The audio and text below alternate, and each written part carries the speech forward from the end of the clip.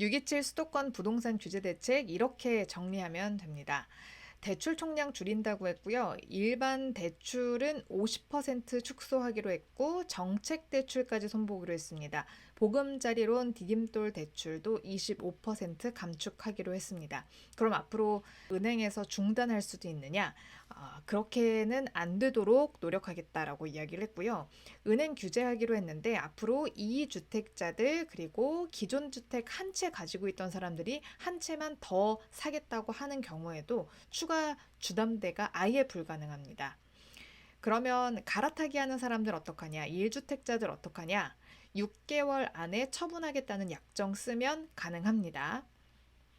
주담대 한도와 만기가 제한되는데요. 주택 구입 목적의 주담대 한도가 원래는 없었으나 이제는 6억 원으로 제한이 됩니다. 또 대출 만기는 원래 40년까지 가능했었는데 이제 30년 이내로 제한하겠다고 했고요. 전세대출, 신용대출 조인다고 했어요. 갭 투자를 방지하기 위해서 원래는 갭 투자할 때는 소유권 이전을 조건부로 해서 전세대출을 하잖아요. 근데 이제는 안 된다라는 이야기입니다. 또 신용대출로도 연소득 한 2배 정도 받아서 주택을 사는데 썼었는데 앞으로는 연소득 딱 연봉까지만 한도를 주겠다라고 이야기를 했습니다. 생애 최초도 예외가 아닌데요. 수도권 LTV는 80%였는데 앞으로 70%로 축소를 하고요. 그리고 이렇게 집 산 사람들 갭 투자 안 되는 거예요. 6개월 이내에 전입 의무가 부과가 됩니다. 세부 시행 방안인데요. 이거는 그렇게 중요하진 않을 것 같아요. 당초 계획 대비 50% 수준으로 감축한다고 이야기를 했고 정책 대출은 25% 감축한다고 했는데 그래도 중지가 되지 않도록 자율 규제 각자의 은행에 맡기겠다라고 이야기를 했고요. 어, 이게 좀 중요할 것 같아요. 수도권 규제 지역 내에서 2주택 이상 보유자가 추가 주택을 구입하거나 또 1주택자가 기존 주택을 처분하지 않고 추가 주택을 구입하는 경우에는 주담대 금지합니다. 그래서 실거주 목적이 아니라 이제 투자를 하는 사람들은 이제 투기 수요로 보겠다라는 이야기인데요. 1주택자가 기존 주택 6개월 이내에 처분을 하면 약정을 한다면 기존과 같이 받을 수 있게끔 하겠다라고 이야기했습니다. 무주택자랑 동일하게 보겠다는 건데요. 한번 볼까요? 원래 2주택자 이상 1주택자들은 비규제 지역인 경우에는 LTV 60%까지, 규제 지역인 경우에는 LTV 30%까지 해줬었는데 앞으로는 안 된다라는 이야기고요.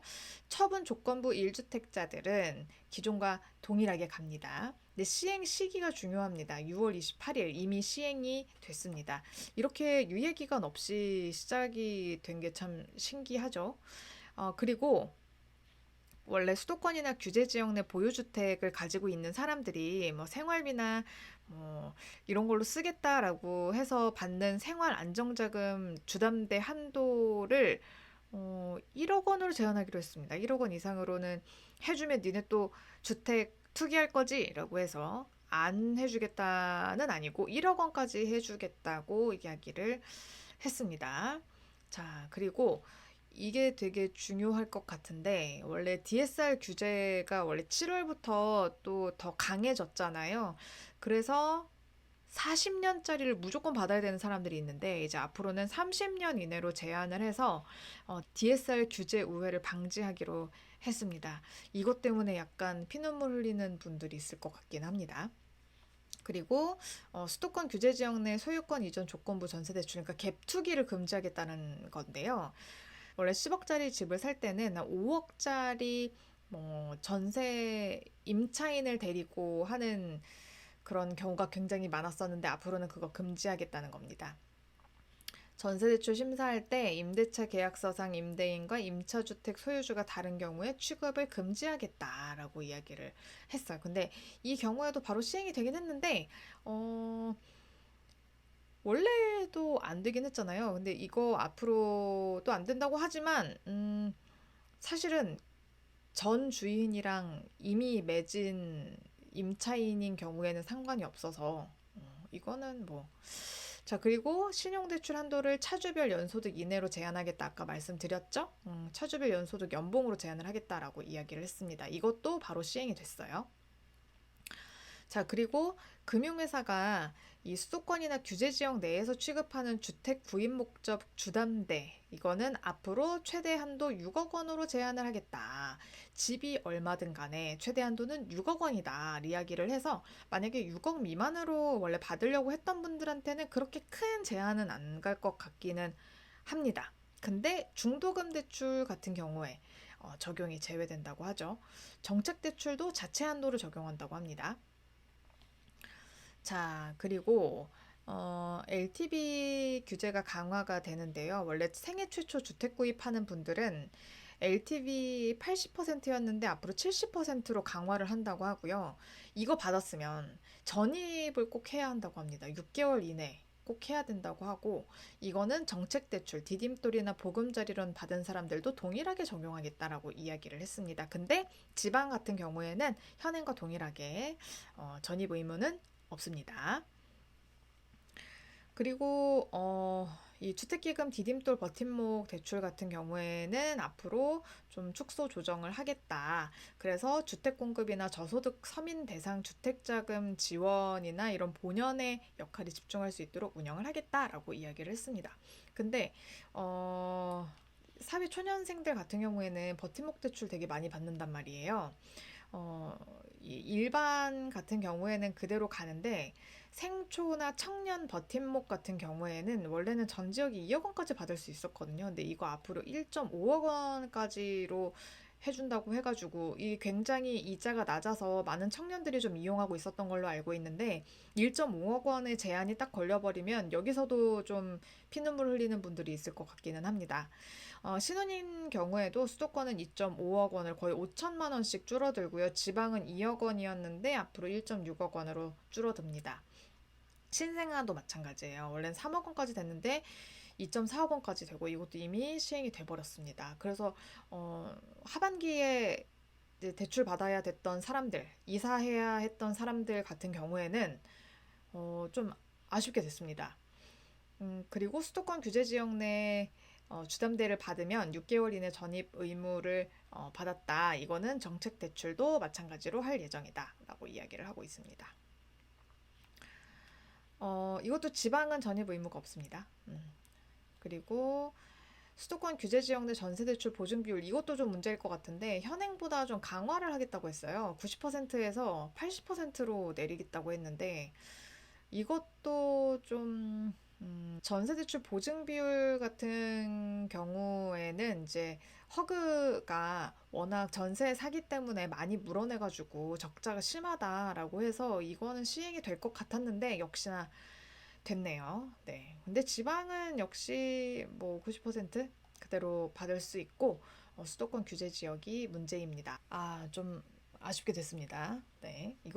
근데 이거는 6월 28일부터 시행이 아니라 7월 21일부터 시행이라는 거, 그 전에 얼른 계약서 쓰셔야 될 것 같습니다.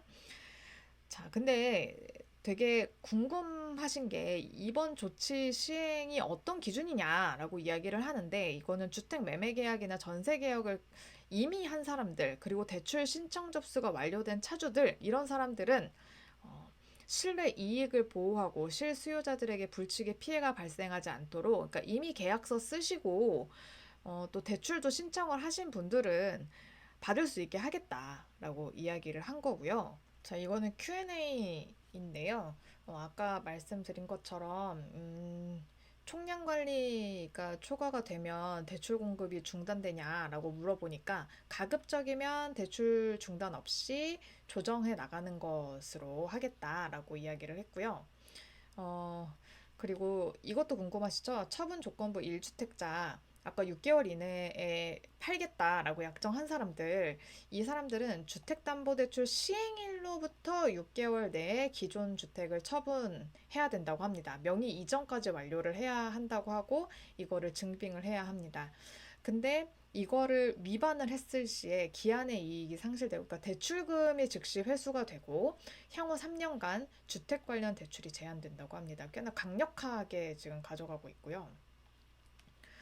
그리고 대출금, 기존 대출을 증액을 하거나 대환하거나 뭐 만기 연장하는 경우에도 이 조치가 적용이 되냐라고 했더니, 대출금이 증액이 되거나 아니면 타행 대환을 할 때에는 새로운 계약으로 보고 어쨌든 강화된 조치를 적용을 한다고 합니다.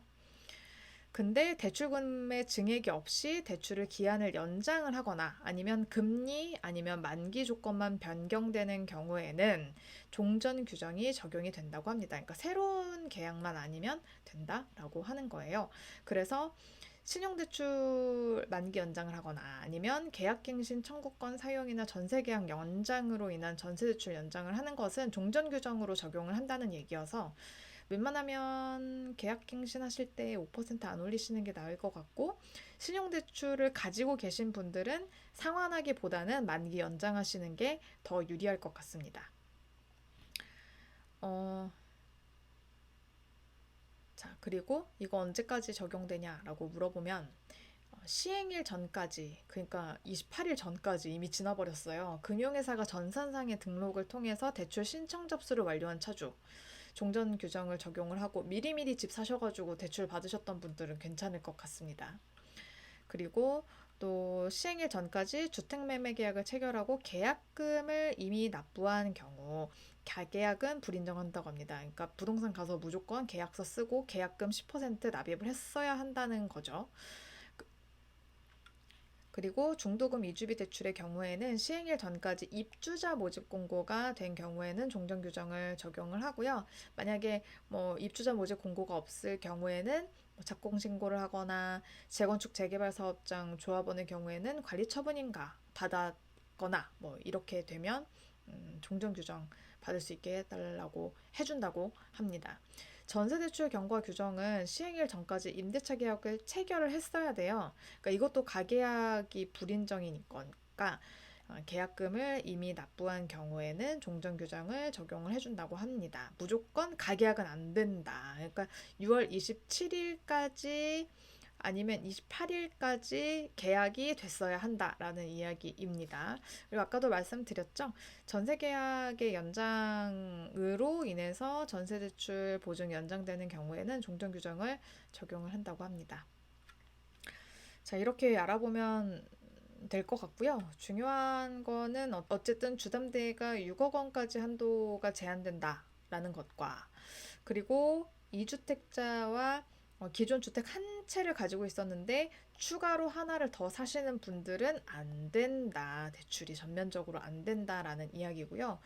그리고 저는 좀 관심 있게 봐야 되는 게, 이제 청년들이 버팀목 대출을 받아가지고 이사를 가는 경우가 굉장히 많았는데, 그게 이제 금리가 싸가지고 다들 이용을 많이 했었는데 그것도 이제 안 된다고 하니까 좀 많은 혼란이 있을 것 같습니다. 근데 확실한 건 어쨌든 실거주가 아닌 사람들의 투기성 그 대출은 완전 전면 금지하겠다. 그리고 앞으로도 보면서 할 수 있는 모든 것을 다 하겠다라고 이야기를 한 거 보니까 이 규제 자체가 시작인 것 같습니다. 네, 앞으로도. 그래서 이 점 잘 염두에 두셔서 투자를 하시거나 아니면 잠깐 쉬어가시거나 하는 게 좋을 것 같습니다. 네, 이야기 들어주셔서 감사합니다.